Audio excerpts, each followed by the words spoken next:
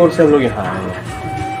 अभी एनपीएस में जितने लोग हम लोग आच्छादित हैं और जो रिटायर हो रहे हैं इस एनपीएस योजना के तहत, उनकी स्थिति से हम लोग वाकिफ धीरे धीरे हो रहे हैं कि रिटायरमेंट के बाद उनका पेंशन क्या हो रहा है, रिटायरमेंट के समय जो पा रहे थे और रिटायरमेंट के होने के जस्ट बाद उनका क्या स्थिति है, हम लोग वाकिफ धीरे धीरे हो रहे हैं कि आज पा रहे हैं 50,000 और नेक्स्ट मंथ पेंशन जब हो रही है 2,200 यही हो रही है, यही हो रहा है।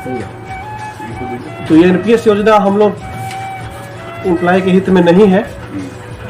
इसी के लिए राष्ट्रीय स्तर पर है NMOPS, national movement for older pension scheme. इसके राष्ट्रीय अध्यक्ष है विजय कुमार बंधु जी। इसी संगठन के दबाव के चलते हम लोग का जो एनपीएस में कटौती 14% सरकार का जो कंट्रीब्यूशन होना शुरू हुआ है और जो सुधार हो रहे हैं इनके दबाव के चलते, उसके बाद राजस्थान, छत्तीसगढ़, इन दोनों जगह पुरानी पेंशन योजना जो है वहाँ लागू हो गई, एनपीएस योजना वहाँ समाप्त हो गई।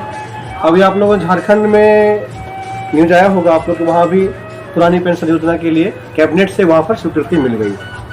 हम लोग का कहना है कि जब अगल बगल के राज्य में हो सकता है तो बिहार में क्यों नहीं हो सकता है।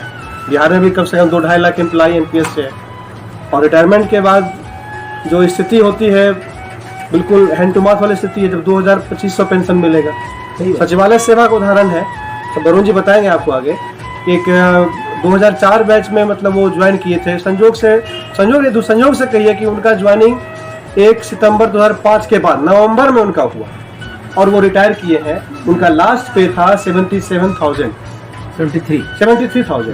और उनका एनपीएस के तहत उनका पेंशन बन रहा है मात्र 7,000 पेंशन बन रहा है।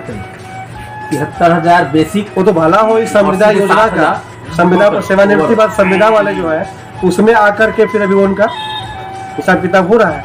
लेकिन सोचिए कि जो लाइफ स्टाइल आपका 77,000 या 73,000 का होगा और वो जस्ट नेक्स्ट मंथ 7,000 पे आ जाएगा, तो अर्थ से फर्श वाली स्थिति है।